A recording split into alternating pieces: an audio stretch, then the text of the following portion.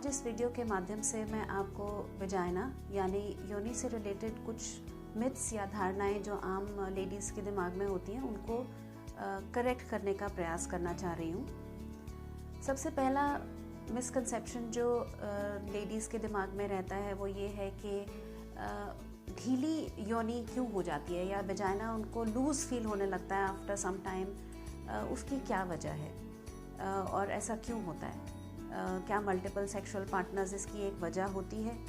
तो इसके लिए मैं आपको ये बताना चाहती हूँ कि जो लेडीज़ की वजाइना होती है ये एक तरह का एक ट्यूब है और ये बहुत इलास्टिक ट्यूब होता है। इसमें एक्सपेंशन की काफ़ी क्षमता होती है और ये कंट्रैक्शन की क्षमता भी रखता है। सोचिए कि डिलीवरी में वजाइना के थ्रू बड़े बच्चे का सिर निकल जाता है, 4 kg का बच्चा नॉर्मली वजाइना से डिलीवर हो जाता है। तो कहने का मतलब है कि योनि में हम बहुत क्षमता है कि वो ढीली भी हो सकती है और कॉन्ट्रैक्ट भी हो सकती है। तो इसी तरह जब अंदर से कोई सामान बाहर आ सकता है, जैसे बेबी बाहर आ सकता है, तब भी वो इलास्टिक होती है। और जब सेक्सुअल रिलेशंस होते हैं, जब पीनिस अंदर जाता है या सेक्स टॉयज़ अंदर जाते हैं, तब भी वो एक्सपैंड कर सकती है। तो कहने का मतलब तात्पर्य ये है कि जो वजाइना है उसमें बहुत क्षमता है इस बात की कि वो इलास्टिक हो जाए और वापस कॉन्ट्रैक्ट हो जाए। लेकिन केवल मल्टीपल सेक्सुअल पार्टनर्स होना वजाइना के ढीलेपन की वजह नहीं होती है। अगर हम अपनी वजाइना को स्वस्थ रखते हैं तो सेक्सुअल फ्रीक्वेंसी या फिर मल्टीपल सेक्सुअल पार्टनर्स की वजह से ये वजाइना ढीली नहीं होती है। ये ढीली होती है जब हमारे वजाइना के आसपास के टिश्यूज़ या मसल्स की जो स्ट्रेंथ है वो कम हो जाती है। तो सबसे इम्पॉर्टेंट बात यह है कि अगर आप अपनी वजाइना को टाइट रखना चाहते हैं, उसको स्वस्थ रखना चाहते हैं, तो हमें उसके आसपास के टिश्यूज़ का ध्यान रखना पड़ेगा। और कुछ स्पेसिफिक प्रिकॉशंस हैं जो मैं आपको इस वीडियो के माध्यम से बताना चाहती हूँ, जिसको आप अगर ध्यान में रखें तो आप अपनी वजाइना को टाइट रख सकते हैं और आपके सेक्सुअल रिलेशंस को इम्प्रूव कर सकते हैं। सबसे पहली बात ये है कि आप अपने वज़न को कंट्रोल में रखिए। जितना ऊपर से वज़न ज़्यादा आएगा वजाइना के ऊपर, क्योंकि वजाइना सबसे नीचे का पोर्शन है आपका, उतना ही आपके पेशाब का रास्ता, आपकी मोशन का रास्ता, आपकी वजाइना, सारे टिश्यूज़ ऊपर से प्रेशर पड़ने की वजह से लूज़ होंगे और नीचे की तरफ खिसकेंगे।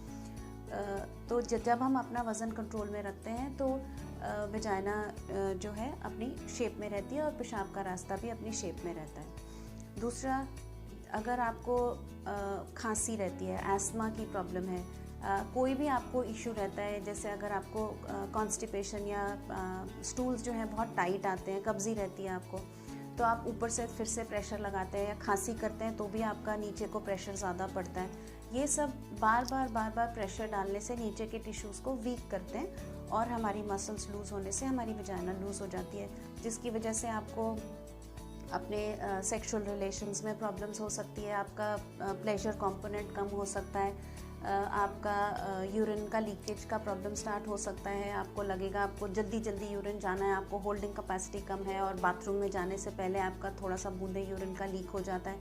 ये सब प्रॉब्लम्स, या आपको कब्ज़ी हो जाना, ये सब प्रॉब्लम्स आपको बेसिकली लूज़ वजाइना की वजह से होती हैं और उसके साथ साथ जो पेशाब का रास्ता लूज़ हो जाता है उसकी वजह से होती हैं। एक और बहुत इम्पॉर्टेंट चीज़ है जो रूरल लेडीज़ में, जैसे अगर बीड़ी या हुक्का, इवन सिगरेट्स, तो ये जो सारी चीज़ें हैं, निकोटीन है, ये नीचे की मसल्स को वीक करती है और उसकी वजह से भी आपका वजाइना लूज़ हो जाता है। तो अगर आप इन सब चीज़ों का ध्यान रखें कि आप अपना वज़न कंट्रोल में रखें, आपको कॉन्स्टिपेशन हो तो जल्दी ठीक करें, आपको खांसी हो तो जल्दी ठीक करें, कोई भी आप भारी काम करें तो बेल्ट का इस्तेमाल करके करें और स्मोकिंग कम से कम करें, तो ये सब 4-5 जो आपके प्रिकॉशंस हैं, ये सब लेने से आपकी वजाइना स्वस्थ रहेगी।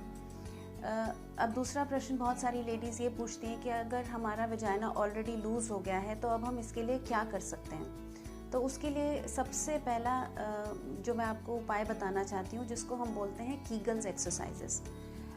तो बिस्तर पर लेटकर या किसी भी टाइम आप ये एक्सरसाइजेस कर सकते हैं। इसमें आपको अपना जो एनस है उसको स्क्वीज़ करना है और बिस्तर पर लेट के करें तो ज़्यादा फ़ायदेमंद रहेगा। इसको 10-10 मिनट के इंटरवल पर दिन में कम से कम 3 बार आपको करना है और नीचे की मसल्स को, आपको वजाइना की मसल्स को स्क्वीज़ करके रखना है टू द काउंट ऑफ 10। तो आप अपना मसल स्क्वीज़ करें, 10 तक गिनती करें और ढीला छोड़ें, और फिर से स्क्वीज़ करें वजाइना की muscles, squeeze and let go.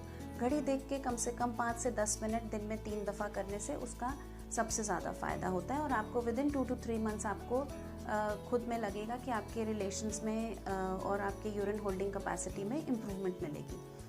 दूसरा तरीका जो होता है, जिसको हम आजकल फिजियोथेरेपी कहते हैं, उसमें आपके पास डायलेटर्स होते हैं, वेजाइनल डायलेटर्स, उसका इस्तेमाल करने से और होल्ड करने से भी हमारे वेजाइना में टाइटनेस की गुंजाइश बढ़ जाती है। और सबसे जो आजकल आधुनिक तरीका माना जा रहा है, जो कि नॉन सर्जिकल ट्रीटमेंट है, वो ये है कि एक लेज़र की मशीन है जिसमें बिना सर्जरी के, बिना किसी कटिंग के, लेज़र जो लाइट की एप्लीकेशन होती है, जैसे आपने लाइट फोटो फेशियल सुना होगा अपने फेशियल स्किन के लिए, उस तरह से लेज़र की मशीन जो है वजाइना में डालने से उसकी वजाइना की जो डायमीटर है वो नैरो हो जाती है और आपके टिश्यूज़ में जनरली इम्प्रूवमेंट होती है।